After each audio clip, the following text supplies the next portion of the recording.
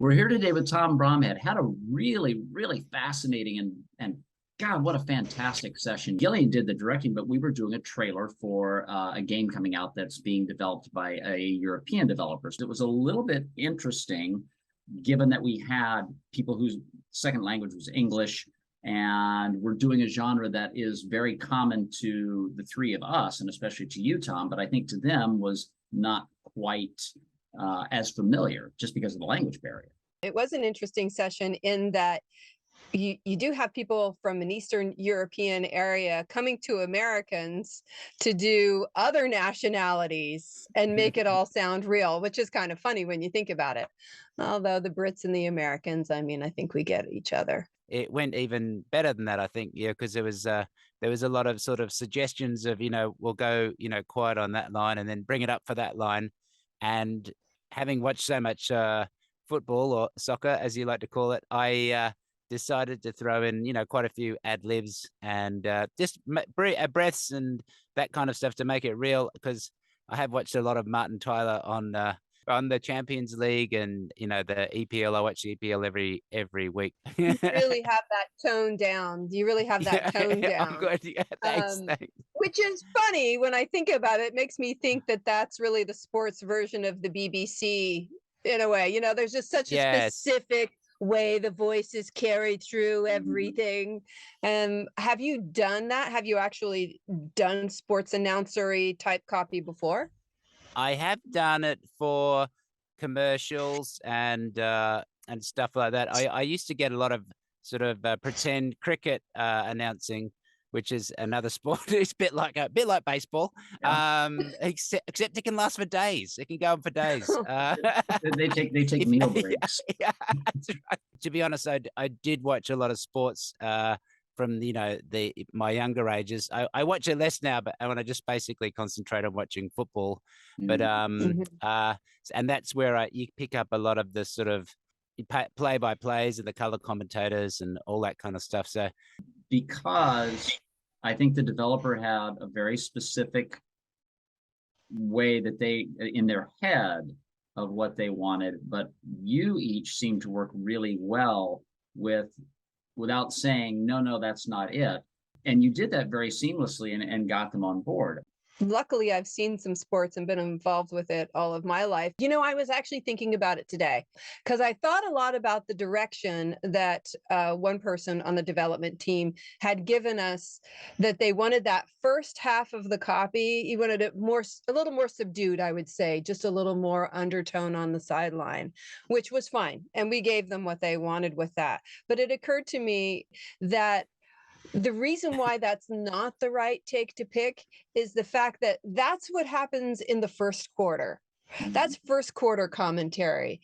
The whole point of this moment in the game and in this spot is that we're in the last stages of the fourth quarter. Sometimes you just know something instinctually, but you don't know the wheres and why fors of why. I hear what you're saying, but that's not exactly the right way to build this thing. You actually need the tension of everything could be won or lost in these upcoming 3 minutes. And Tom, you seem to just gravitate to that naturally. I think I could see from the script where it had to build and where it had to, reach a crescendo.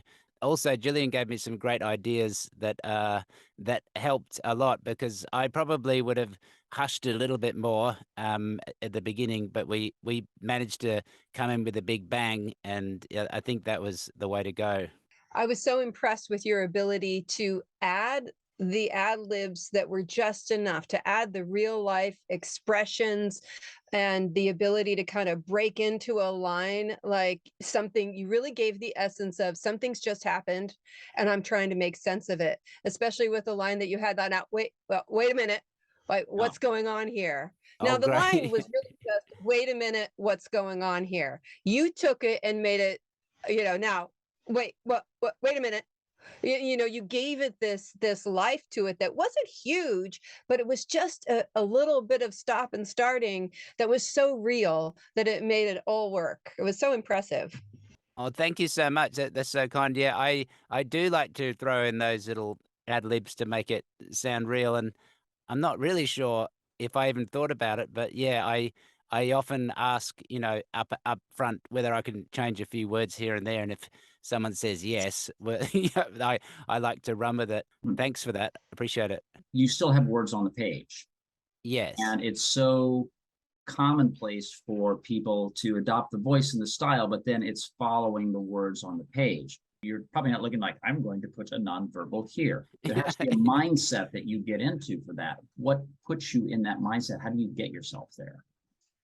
I think I imagine I'm seeing it for the first time in my head and seeing the video of what just happened, and then in my body coming out, using the body and the voice to create sort of tension and a bit of well, what's going on, or instead of just saying what's going on, I'm going, well, hold on, what's going on? So it's a bit of, I'm imagining I'm seeing it and how you would react in real life if you really were watching battle bots go at it, or soccer players, because that's how that's how commentary normally goes. They haven't got a script. They're just saying it off the top of their head.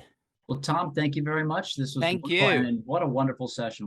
Well, thank you so much, Randall. And yeah, I think it was great direction from Gillian. So yeah, I really enjoyed it. And it's funny how yeah, like I said, you imagine it goes one way, and then someone gives you another tip or another direction, and it brings the whole thing to life. Flexibility, key. Keep touching your toes. Yeah, well, I